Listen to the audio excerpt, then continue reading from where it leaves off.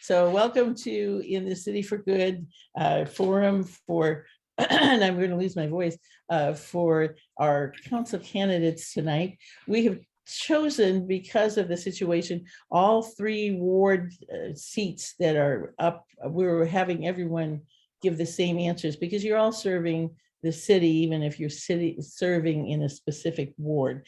And so our format will be asking questions that have been identified as important to members of In the City for Good and for the whole city.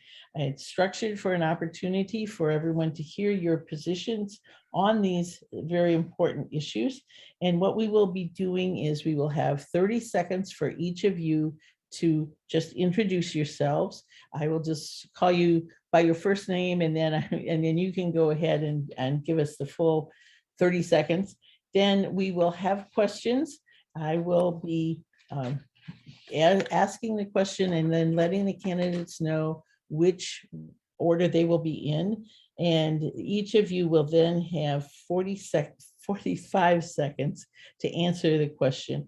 I do have a bell, and I'm trying to do dual duty here. So I am trying to stay as close to the 45 seconds as possible for that. But that will give you a warning that we would hope then that you finish the sentence, but don't go on to another one.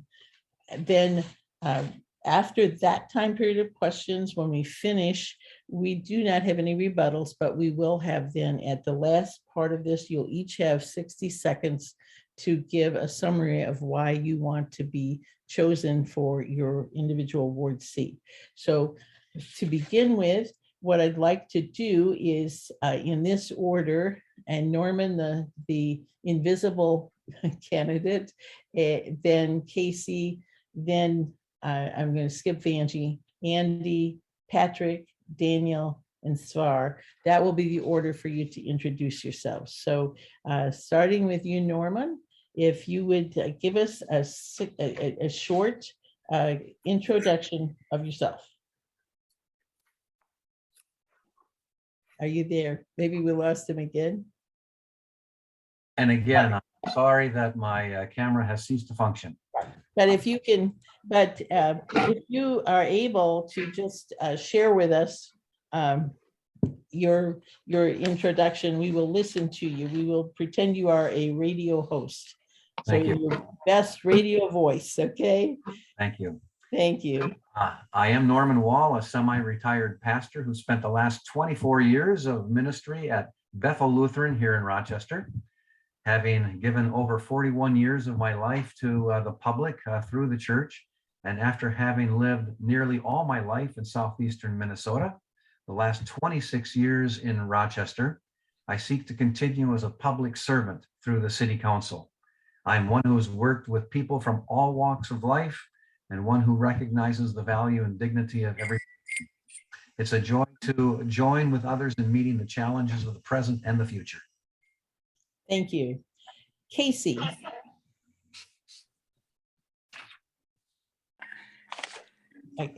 This is a quote from a gym owner. The damage the shutdown did financially and mentally is something we are still trying to recover from. Since March 2020, 25% of all health clubs and 30% of small studios have permanently closed when health is important to all of us. This is a quote from a restaurant owner. March 2020, filled with immense worry, businesses were forced to close. No word from anyone in local leadership level. We felt as we were on a deserted island, left to the wolves. No one reached out to any of us. Thank you. And okay, so Vanjie's not with us yet. So Andy, oops, sorry. I'm Andy Hemingway. I'm running for City Council Ward 1. Specifically, I was raised in this community. I've spent the last 40 years in the Meadow Parks area. I have a young family. I'm running for the young families, for the children and their public safety. I want to see the community grow, but I want to see it continue to be Rochester. I don't want it to be monopolized by one company. It was diverse when I was growing up. IBM, Mayo, there were many companies here producing and building the community, and I want to see that continue by recruiting other businesses, small businesses included. I worked for many of them as a child. So thank you. Okay, thank you. And then Patrick. Good evening. I come to you tonight as an economic migrant who came to Minnesota some 40 plus years ago for education and then for a great job. I purchased my Ward 1 home in 1985, where my wife Lori and I still live. We raised our 3 adult children in Rochester, and we took advantage of the many offerings, educational, sports, service that was offered for us. Our kids have all settled in Minnesota, and we have 6 grandchildren. After 35 years with IBM, I retired in 2015, and I started getting involved in local government, among other things. In my younger years, my engagement was sports coaching, church leadership, and later, closer to retirement, I got more involved in county boards and city work. I consider Rochester has been a great city for me and my family. I've enjoyed my time on council, and I've learned quickly to contribute towards an efficient, livable city, but there's much more to do. I hope to continue on. Thank you. Thank you. Okay. All right. And Daniel? Hi, my name is Dan Sapita. I am running for Ward 1. And I have spent the last 25 years working with people, helping them reclaim their lives and get back into society. I have been a servant for the last 25 years, and I would like to continue that work in the city council. I am married. One of my kids moved here to Rochester. I have a grandson in school here. I have set down some very deep roots here in Rochester. I am very active in the churches that I have been involved with throughout my time here in Rochester. And so, yes, I love this town. I love the people here, and I want to help to make Rochester a place that we can be proud of. Thank you. And then Svar. And I'm sorry, I'm still not good. I'm going to stutter. Yeah, on a lot of your people name, call and it stutter. you sent me a Wanna wonderful if you wanna audio hold the file. If you want to hold the dinger up when I start talking, because I know that you can't hear it if we're talking. I know, right. I'm sorry. No, that's okay. My name is Svar Vinji. I have a history of balancing cost to value in my current businesses. Prioritizing problems, adjusting to the needs of the people is part of my day-to-day duties. I bring these tools to the RDA board and want to bring them to the city council. We need strong, honest leaders that will represent our residents. Rising costs are all on our minds. Taxes, inflation, and quality of services must be addressed. It's time to bring balance to our cost and investment needs. Addressing problems head on is our best choice. Let's ask these questions together. Thank you. Thank you. And I appreciate, I know our timeframes are really tight. And so we're going to try to give everyone an opportunity to finish the sentences, but I will be jingle jangling it. Sorry if I need to. And again, trying to be as fair as possible. And I'm sitting here looking at the stopwatch and at each of you. So let's see where we go. So our first question that we're going to ask is what should the city's actions be as a compassionate city? And where would the council, your place on the council, fit for being a compassionate city?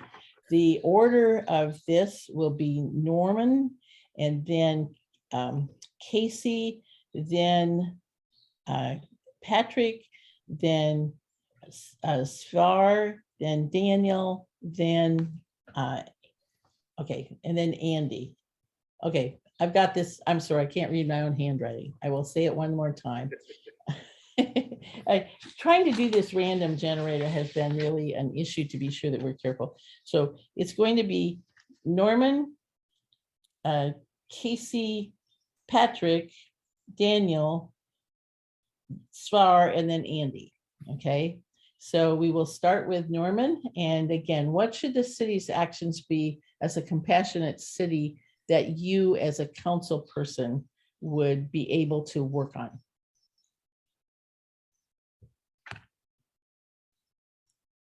Norman? Did we lose you? You know what? We will come back to Here we Norman. go. Here we go. Now it's Okay, working. I think. okay, all right. I'll start your time again. So, okay, yes, okay. First, we need to repeat the message over and over that every person is a person of value. Every person has unique gifts. Every person needs to be treated with dignity. I used to visit often with people who came to Rochester for healthcare. So often they would comment on the kindness and the care of Mayo employees, but how that was prevalent in the community as well. One brought up a story about being in Walgreens and looking for a pain reliever, and there's so many options in the aisle, and someone came over and helped this person find what they were looking for. And the first person said to the second, do you work for Walgreens? She said, no, I just thought you needed some help. I think that's the compassion that the council needs to model. We need to promote kindness and civility. Great. Thank you.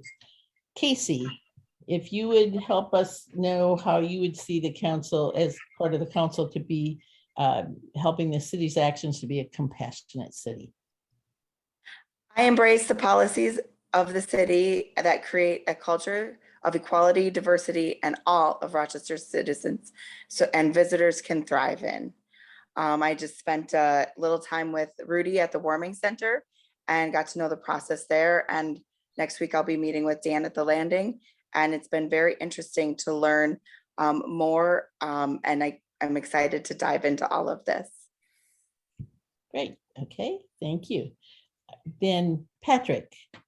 Yeah, thank you. This is a difficult one for me because I always think of individuals can be compassionate or empathetic, and I struggle with the idea of a city or an entity being compassionate or empathetic. I think as we deliver city services, we need to be aware of the struggles people have and work with them where they find them. But I think of individuals as compassionate and individuals as empathetic for those most at risk among us. And I think the city has to stick to its functions and be empathetic and be compassionate in the roles they have. Thank you. Thank you. And then Daniel, or do you prefer Dan to Daniel? Dan is fine. Okay, all right. I would. So Dan, what about the compassionate city and the council role? So yeah, I think that Rochester is a compassionate city. Like I said, I love the people here. In interacting with people, whether I know them or not, they just seem very friendly, very welcoming, and as such, I think that we're on the right track, and I think we should continue this. I think we're doing well. All right, great, thank you. And then Svar. Thank you. So I feel that the key to being compassionate is having good services within our cities. It's a matter of getting to know not only the county, what the county offers, what the police department offers, what the landing offers, what our the Salvation Army, as well as Adult and Teen Challenge. Has been very enlightening to learn about how all these departments are interconnected. And working as a city leader, our job is to understand them and to be able to work with the community and be able to integrate those services. And that's how you show compassion, is being able to provide services and do things for people. I had a lady call me about a tree down because I had gone door to door and handed out my ward maps. I don't represent the ward yet, so I referred them to Nick Campion. So that's what we need to do. Thank you. And Andy, if you would share your thoughts on compassionate city and council.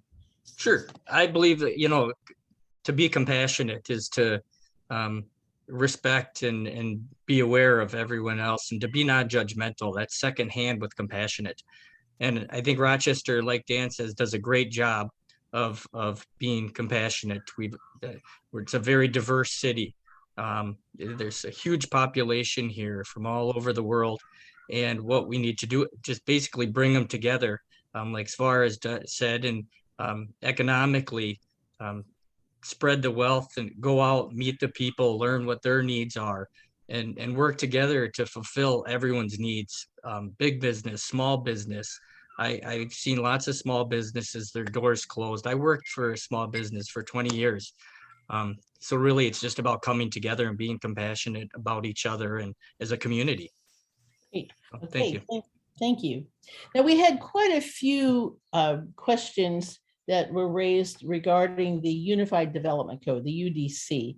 And so we're going to start with our first one will be Svar, and then Andy, then Norman, then Patrick, and I'm having trouble reading my story, my handwriting, then Dan, then Casey, and if Angie joins us, she would be the last one here. So again, what would you pass the UDC in its current form if it was presented to you after being elected, and why or why not?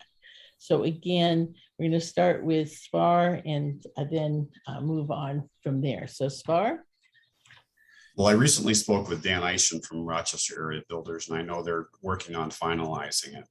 One concern I have is the co-development involvement part. Now, we need our public to be engaged and represented within this new UDC program. My concern, of course, is that there's no measure of how we select these individuals or who selects them. I believe it's administration. And there's also no record of what is discussed or what's done within these meetings. So I believe for transparency that needs to be included within the UDC. And so I wouldn't pass it until I'm 100% sure it's an accurate representation of the needs. I do think it's going to be efficient. I do think it's going to help bring down costs, but those details need to be addressed. Good, thank you. And then Andy, if you would share your thoughts on the UDC and whether you would support it as is. Sure. As the research that I've done and seen as of now, it would be an efficient process. It would minimize a lot of things and bring a lot of other issues together from a housing standpoint. I don't believe I would need to look at other aspects of it and see what, like, as far as said, the committee, the planning commission committee of the 9 members to see how they're picked and they're on for a 3-year period.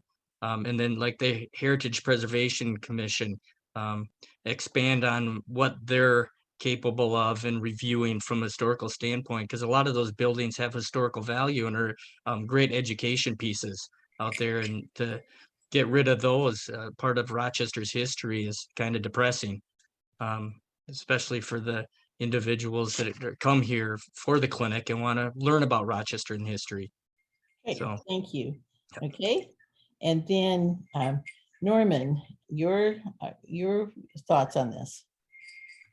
Yes, I would pass the UDC in its current form. It would be good to streamline what currently is a maze of regulations and codes for developers and builders to navigate. About 20 years ago, I worked with a specialized church architect from Minneapolis who was flabbergasted at Rochester's building regulations. We ran into a few snags, which required us to come before the council.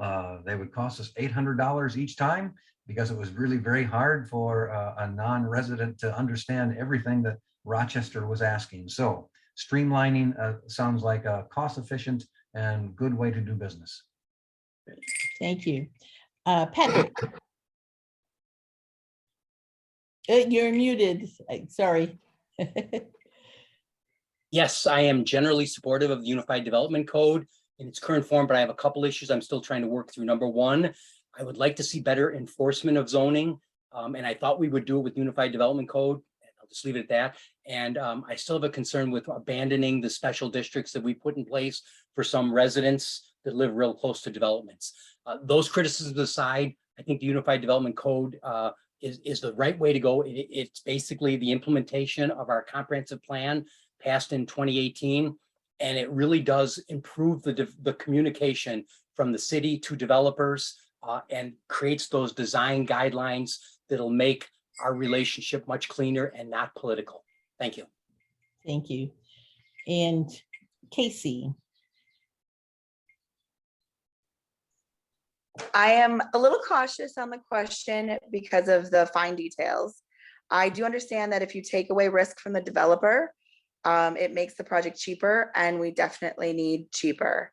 I like the availability of accessory dwelling units. Oops, oh dear. You know, we may need to come back to Casey because it looks like we've lost her for a moment. So Dan, let's go to you and see if we can get your thoughts. Okay, so overall, it looks like it is a good thing, having just put a deck on the back of our house last summer. A lot of the stuff that we had to go through just to get the permit. It certainly looks like the building codes need to be simplified, and that's partly what this does. I'll be honest with you though, I'm doing some researching this, and I'm having a difficult time finding specific stuff to Rochester. So I am going to continue researching this, but at this point in time, I can't say one way or the other whether or not I would back this. All right, fair enough. So now we do have one of you, and I'm sorry, I can't remember which one, did reference this a bit, because the UDC in its current form removes the city council as automatically hearing general development plans and leaves that to staff.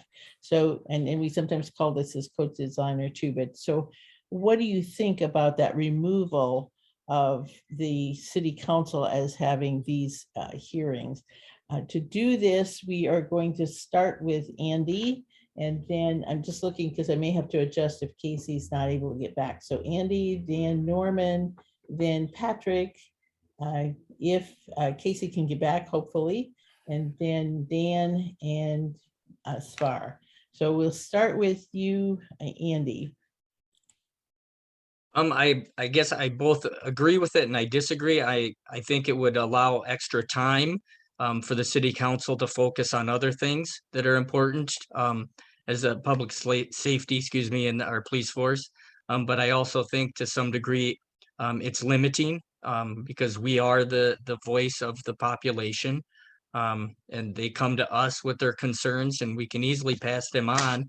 But again, we don't make that ultimate decision at that time. So I guess I do agree with it in the fact that it does allow us more time to focus on other important issues. But again, it's limiting government, it's limiting the population's exposure to us. We're the voice for the people. They come to us, they don't go to those individuals to talk about these choices. So thank you. Thank you. Norman, again, your thoughts about removing the city council as automatically hearing general development plans. Thank you. I don't have any trouble delegating authority to well-qualified people. I have been very happy with many of the city staff who really know their jobs well. We already authorized dozens of people to act responsibly on behalf of the council and the city. The council needs to sit at the highest level of setting policy, and we can get really bogged down with details that those who are even better qualified to answer questions than we can do it on our behalf. Thank you. And then Patrick. Yeah. Yes. Hey, the critical success factor for the UDC in this area is that we can clearly document what can and cannot be done in a zoned area, and that what the design standards are for those. If we can clearly do this, and this has been the hard work of the UDC, get down to design standards so that developers know what they can do, staff knows what they can approve, and it doesn't have to come to us. If what we end up with down the road is people trying to get around what's designed, it's not going to work well. But I'm confident that we're working with the right people to get the right, clearly documenting what can and cannot be done in the land, and then what the design standards are. I think those are the critical success factors. And I think this is a really good way to get it out of the political arena into the design code. So I'm supportive, and I hope it works well. Currently, we do most of our development, or a lot of our big things, as incentive development, which ignores the zoning, and that always needs elected officials to approve, and we don't want to be doing things like that in the future. Thank you. Okay, great, thank you. Casey, we lost you in the middle of the last question, so if you wanted to finish about your thoughts about passing UDC in the current form, and then this question about whether how you support the UDC removing the city council from automatically hearing general development plans. So I will give you a minute to do the dual if you'd like, okay? Okay, thank you. Sorry, my iPad was at 100 and it went to 0. Right. So for the RDC, I like the accessory dwelling units. I think they're great for the city. I am a little cautious, but I think it's great. And I think working out some of the fine details will be what is needed yet to finalize that. For the second question, the citizens of Rochester elect council members to represent them. The staff can discuss, delegate, and get more information and the groundwork, but the council members are ultimately held responsible through elections, and the staff are not accountable to voters. Good, thank you. And then, let's see, Dan, your thoughts on whether or not the UDC removing the city council is automatically hearing general development plans and giving it to staff. Your thoughts? So I'm always suspicious when we have something in place and then somebody wants to come along and change it. So I would need to know more. I would need to have more information. Why would you want to do this? Who specifically would be the staff that we are leaving this to? I mean, it may make sense that we do this, delegate this to somebody else, leaving the city council open to be doing other things. But again, I would need more information. Okay, all right. And then finally, Swar, your thoughts on this? All right, can you repeat the question one more time, please? Oh, sure, I'm sorry. Yeah, this is kind of awkward. So what do you think about the UDC removing city council as automatically hearing general development plans and leaving that to the staff? I specifically don't believe that removing that is in the best representation of the public. It's an opportunity for the public to address concerns and for the council members to directly interact and ask questions in regards to it. So sorry about that. I definitely, time is of course of a concern if there's a way to mitigate that with potentially reducing it. I would be interested in looking at that, but not removing it. I think anytime you remove something completely, it shortens the capacity for us to represent and to lead for the people we represent. Thank you. Great, thank you. Now, we have had at least a reference or two to ADUs, accessory dwelling units, but the question here, and it's kind of, there's a two-part question. Do you support the current UDC draft that expands the potential for building ADUs, accessory dwelling units? And then as part of that, would you support removing the owner occupancy requirement for building accessory dwelling units on properties in R1 zone neighborhoods? And I'm going, because it's a two-part question, you'll each have a minute to cover that. So for that, we will start with Svar, and then Casey, Andy, Norman, Patrick, and Dan, in that order. So again, starting now with Svar. Thank you. ADUs and the building of the owner occupancy requirement. So I was looking at the owner occupancy earlier, and the concern that I have is that within dense residential areas, this is going to create congestion. Now, for medium or smaller use or mixed use, I think it's a case-by-case situation. I don't think you can have a blanket decision. I believe that every case requires its own analysis, and depending upon traffic flow, depending upon congestion, depending upon area, it requires, it's a little bit more complicated. Thank you. Okay, thank you. And Casey, Like I said, I like the accessory dwelling units. I think they're a great addition to our city. I know they're trying to work on revamping some of the rules there and getting the sewer and water included in the original dwelling, so you don't have to add another one. I was given that information today. I do feel a little cautious about the owner occupancy. Just because of the maintenance of the property, is it kept as well as it would if the owner was lived there? Um, I had an HOA once that also had this in their rules, and I had to live there because they wanted to maintain the upkeep of the townhouse. So I'm a 50-50 on that. okay, thank you. And then and make sure I get my order properly done. Andy, what about your thoughts on ADUs and the owner occupancy requirement? I would have to, I guess on a limited basis, I would have to say that I do agree with it. I would think that it would still have to be owner occupied with an extra unit. And I think based on um, the neighborhood and traffic issues, but I think, I've seen where depending on the square footage of the house could depend on the size of the additional dwelling. I know instances where people with medical conditions have needed one level stories instead of walkouts with staircases so they could stay within their home. And they're currently building a unit that was approved, but there was some roadblocks with that to get the permits and everything. But yeah, I guess I would agree with it on a circumstance to circumstance basis. And but again, the owner should occupy there as a presence to at least oversee maintenance and other issues that would come along with it. Okay, So, and the safety. I'm so sorry, I didn't You're mean fine. No, you're fine. to step over you. Okay, Norman, your thoughts on this? And this is the UDC ADUs potential, and then the second part, the owner occupancy requirement.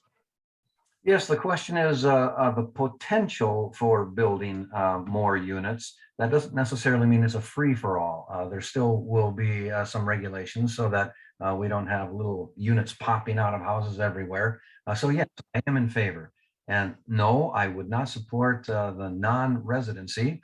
We already have a lot of homes that are being bought by rental agencies, by allowing an extra unit to be placed into an existing home would then create 2 rental units within one. And I think that's just a really bad idea, a recipe for disaster. Okay, thank you.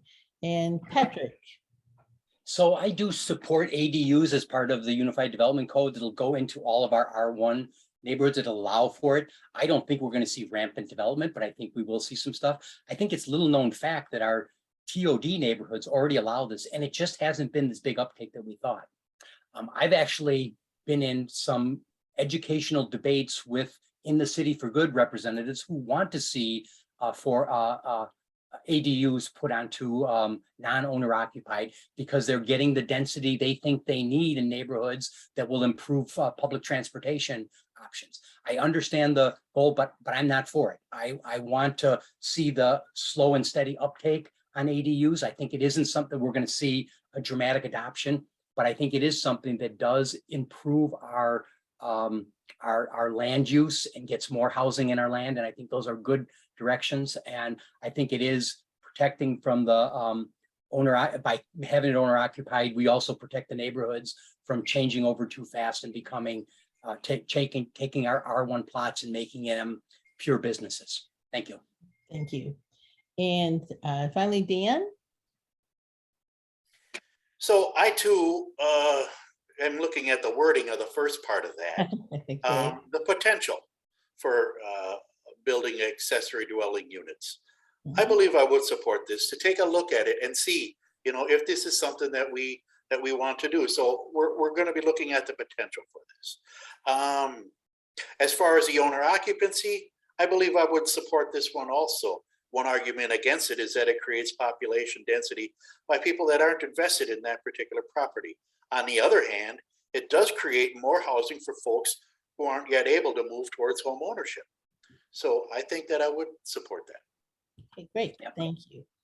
Now, while we're talking affordable housing, we have a question, and this, I'm just going to give you part of what was a long question presented to you to simplify your answer, I hope. How would you see on the council, how would you do your part to ensure that no more affordable housing units are destroyed in the name of progress?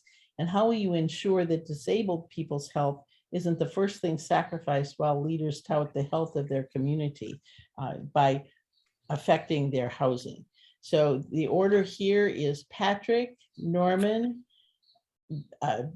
Svar, Andy, Dan, and Casey. So Patrick, if you would start again, how would you do your part to avoid? So I will try to do a two-part answer, because I believe this question comes from a specific situation that happened where it was there was a new housing thing coming in, and it was raising a couple of houses, and there was a handicapped person in there, and it really did create havoc. And this is what I think of when I think, should we be a compassionate city and stop what we're doing and come up with some way of, paying somebody? And I just hate that off policy sort of decisions. What we've done based on that situation was we've changed our TIF policy so that if somebody is getting city TIF, they have the responsibility of moving residents to like residents. And I think that was a good way to address this. So policy wise, I want to be careful that I don't want to say if somebody is buying up a property in the city's going to step in and say, you can't do that. That's a private property transaction. But if they're getting city involvement through TIF or incentives, then we have the ability, and we have done that to change our policies to improve those situations.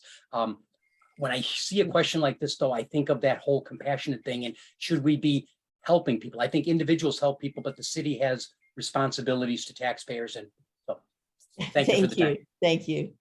Okay, and then we are moving to Norman. What are your thoughts on this? Thank you. Patrick's explanation just a moment ago was very helpful to me in understanding the question better. My first thought was I would want to sit with those people who have been disaffected and find out exactly what has happened, and he has helped explain that. I would also want to sit down with those people who have made decisions that would displace the disabled. Patrick has talked a little bit about that, and I appreciated the fact that they have already talked about remediation. And I think that is a very good move on the part of the current city council. It sounds like the council is on the right track for that. Great. Okay, thank you. And now, Svar, it's your turn to tell us what your thoughts are on this. Well, I believe the best thing that we can do is provide proper opportunity by strategizing with how we do our development plans and work with people that own the existing buildings when we come up with, like they said, TIF. We also work with a lot of developers. So having that balancing between existing developments and replacement of older developments is certainly something that to take into account. We need to keep in mind we're in a med city. We provide a lot for the elderly and for those that have special needs. That prioritization of accessibility for people with disabilities has to be important in regards to who our citizens are. So we definitely need to take that into account. Thank you. Thank you. And then Andy, your thoughts on the avoiding destroying more affordable housing units, especially where the disabled may be impacted? I believe that no man should be left behind. And I don't know this instance, but I did work at a facility, Hiawatha Homes, for many years, and their employee crunches and other things, they had to get rid of their vent dependent unit, and these individuals had a similar instance, I believe, and along with their social workers and many other people that came together as a core group. We resolved this issue, and now some of those people that were told they'd never live independently are living in independent units within Rochester city limits. They have staff coming in to assist them numerous ways.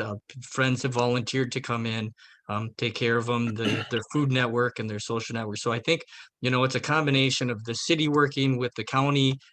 These people generally have social workers and other ways of getting assistance. So I think cumulatively, no one should be put into that situation. It's a terrible way to be positioned to be put into, but and if they are, we work with it and find a resolution. That's, Yeah, great, thank you. thank you. Yep. And Dan, your thoughts on this kind of situation? So with all the building that's going on in Rochester now, it seems like this is a situation that potentially could arise more than once. And I think we should be more proactive. We should consider these things ahead of time and prepare for them. And by that, I mean, let's take a look at what other options are there out there for this particular person. In the event that, maybe the place is just slated because, the building is not in good condition. Okay. So in a situation such as that, it would make sense that the person would need to be removed. And so let's find something better for them. Okay, thank you. And Casey, you get to wrap this up. So ensuring no more affordable housing units are destroyed in the name of progress, and then especially where disabled people are impacted. So as Patrick referred to, code requires X amount of apartments, townhouses, and I think there's some state code in there as well that help handicapped amenities. Going through the co-designer process as well, hearing what your community has, I think is a great thing.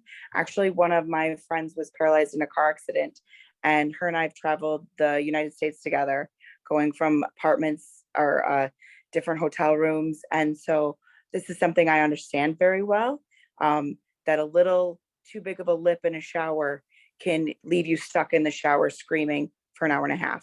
So I think you have to be very careful when moving people with disabilities.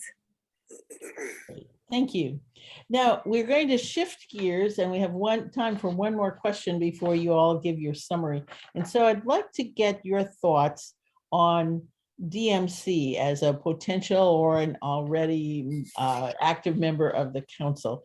Are you satisfied with how the DMC is functioning, and how would you, as a council person in the role that you have on the council, improve it?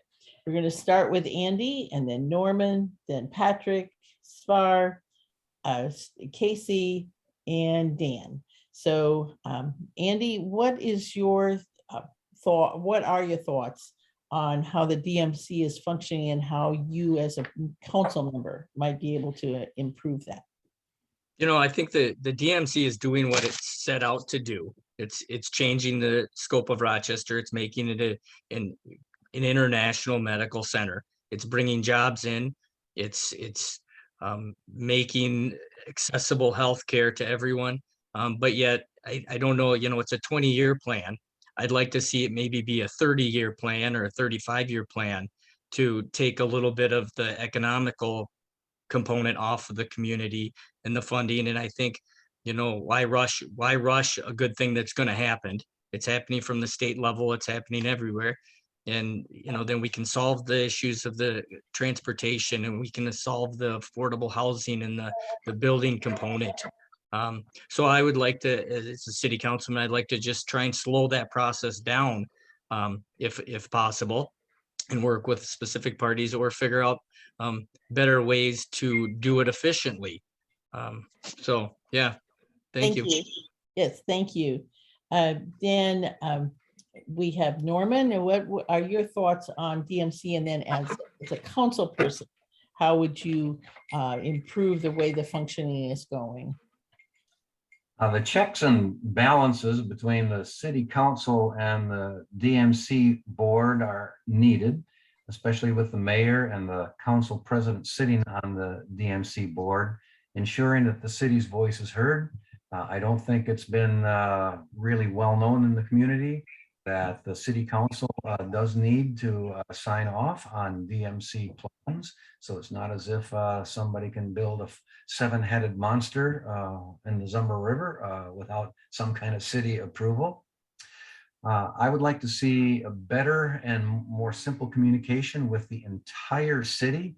There's this perception that the city is concentrating so hard on the downtown area. I think that comes a lot from DMC, which by definition is spending money in the downtown area, and letting the people know that using DMC money downtown actually frees up some city funds to be used in wards outside, like Ward 3. Okay, great, thank you. And then Patrick, your thoughts?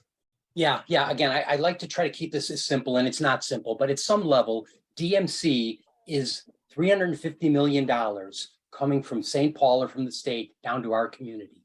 It is hard to be against that. That's like reverse tip. We're getting the money, but the trick is, what is it being used for? Is it being used for things that we don't want? And that's where I think the city council really plays a pivotal role. If I look at the early stages of DMC, the priorities were Discovery Square and basically building to draw other businesses into our community or other technologies into our community. It was hospitality and it was heart of the city. Going forward, the new the upfront priorities are transportation, and I hope we're going to see more thing on housing and public realm. But this transportation one is transformative. This is the link rapid transit that's basically, there's going to be $134 million investment into Rochester of a rapid transit that our city is going to pay $0 to run. The problem is when it's built, we have to run it. So this is where it gets important what city council does. As far as me, what I'd like to see different is I'd like to see more focus on city infrastructure and housing out of DMC. Thank you. Thank you, thank you. Okay, and then we have Svar, you get your time to tell us about your thoughts with DMC and the council. Now, I've had some interaction with DMC already. I presented them with a retail development plan to overlay over downtown. I feel the key is, how do we get DMC to improve? How do we work and help them develop a better scope for our community and to serve all of our wards? And I think we do that by incorporating more local small contractors, more local consultants, because we haven't had a good representation of our local investors. And that's kind of going to be the key to improving, I feel, DMC. We also need to think about the negative aspect, which is the increase in property values throughout our downtown and throughout our city. That needs to be addressed. That's a negative effect that hasn't really been thought about. So that's how I think they could improve. Thank you. And then Casey, your thoughts on DMC and how as a council person, you might improve it? Yes. So when I saw the river walkway on the city council meeting the other day, I was like, this is beautiful. It's gorgeous. It reminds me of being in Raleigh, actually. But I think the DMC it remains a great idea. However, I find it interesting that the very space DMC is specifically designed, the downtown, is now hollowed out with little hope on the horizon. DMC has lost the city. What have Rochester citizens gotten with their money so far? Okay, great. Okay, thank you. And then your thoughts on how satisfied you are with the DMC functioning, and how would you as a council member improve it? Destination Medical Center has the potential to be very good for our city. But as I've said before, the local residents are getting lost in the shuffle. There are astronomical amounts of money being spent on various projects that, quite frankly, we could have done a lot better in terms of vetting the cost of these projects. So how would I improve it? Cut costs, and Rochester needs to have a bigger voice in in the projects that are going to continue happening here. Okay, thank you. Well, we have reached the point where we have enough time now for each of you to give your closing reasons why you would like the citizens of Rochester and of your wards to be able to vote for you. So you each have 60 seconds, and we'll try to hold it as close as possible to 60 seconds for this summation. For the order here, we will be going with Svar, then Casey, then Andy, then Norman, then Patrick, and Dan will wrap that up. So, Svar, if you would start and give us your thoughts, your 1 minute summary. All right, I just want to thank all our fellow candidates for coming in and doing the debate with us. Thanks for hosting this. We appreciate it. I'm representing Ward 3, and we need a citizen-led leadership. We don't need leaders on a pedestal. We need boots on the ground. We need get in the dirt players and workers. Our community still has a small feel. Let's grow small with local developers and designers. You all know what's best for the community because you live here, just like I have for 33 years. I want what's best for all and what's best for you, our residents. Thank you, Svarvinji. Great, thank you very much. Okay, and Casey, you get to be next. Thank you for everybody joining tonight, everybody that's on the panel and the hosts. I'm running for Ward 3 City Council because I'm a small business owner and for small business representation that we are so in need of and lacking in. Our leaders called us non-essential. Our leaders told our community if we did our services that we would cause them disease and death. They said this without apology, making small business villains. Small businesses need an ally on the city council. How are we to trust if we don't have this representation? I am here to be that voice. Please vote August 9th, Casey McGregor, and visit my website at caseymcgregor.com for more information. Thank you. Thank you, Casey. And then we have Andy, if you could give us your summation. Sure. I'm Andy Hemingway, I'm Ward 1. And I'm a compassionate person. I'm a passionate person. And I don't understand how a person can necessarily separate politics and compassion, which the city is supposed to be. I agree with Svar. We do need the citizen leadership, and I think we're a good group of individuals to do it. I'm just a firm believer that a neighbor is a neighbor, pat them on the back, no matter what ward the individual is in. And I just want to clarify, I was under the impression, I agree with, the transportation, everything is very important. But the Lynx bus system was, my impression or understanding was that it was a 2.6 mile track that went between downtown Rochester and St. Mary's to shuttle the patients and everything around. And I don't know what the specific hours or anything are with that, but that was my understanding. It was a system to limit traffic within downtown and during the working hours, not necessarily helping our outer line community members. So that was all I've got. Thank you, Andy Hemingway, Ward 1. Thank you. Okay. And then we have Norman, if you would share your thoughts. Thank you. Again, I'm sorry that my camera and software seem to be working well before the mayor's debate, but that has malfunctioned in the last hour. That happened. I have a record of working with others to achieve goals, even when people around the table disagree about issues. We need clearly to listen to one another and move forward rather than give in to the division we see in so many levels of government today.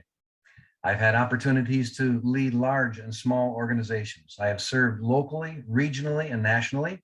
I have been given oversight of multi-million-dollar budgets and endowment funds. I have served on a school board in South Central Minnesota and served on Augsburg University Board of Regents for 12 years. My biggest joy is helping people overcome obstacles and achieve their goals in their lives. I would love to represent the people of Ward 3 and help Rochester be the best city it can be. I would love to earn your support for a vote on August 9th in the primary. Thank you. And Patrick, would you give us your summary statements? Thank you. Thank you. A little different. I'm just doing an antidote. Back in 2016, as a recent retiree, my wife and I were reaching out to learn more about the community, and we found an evening meeting hosted by In the City for Good. We attended to see what it was all about. When we arrived, I saw some people I knew, Helen, our host for one, Dave Beal, Paula Buddy, all residents I knew as engaged citizens and people of faith who were dedicated to our community. There were breakout sessions on topics like living wage, affordable housing, and homeless response. Again, all normal church meeting type meetings that I was used to from my church. But what I recall from the evening was falling into a small discussion at the end where there was a small group talking about getting together on Saturday morning. They were making plans to go to the Southeast Rochester trailer courts with supplies and tools to insulate trailers. It was a wow moment for me. I knew I was with people who understood faith and action, people who loved their community, and people who would find ways to make a difference. I've since learned that one of the people in that group was Jeff Urban in the Bear Creek Church, and I want to thank In the City for Good for hosting this tonight, and thank you for all you do to make our community good. Thank you. And thank you for that. We appreciate that too. And Dan, if you would give us your summary. So first off, I just want to say thank you to In the City for Good for hosting this. And I also want to say thank you to the other candidates as well. This is not easy. But so the bottom line is this. I love Rochester. I've been living here since 2006.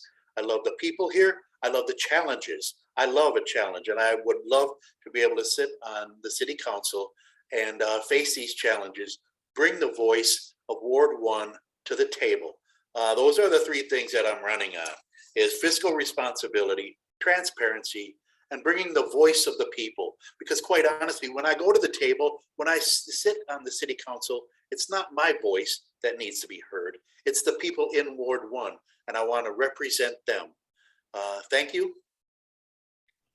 And thank you. And thanks to all of you. It is, and Dan, you're right. I understand you are all taking on a very difficult and very needed task. And we really appreciate all of your input, your response, and all of the efforts you're putting in.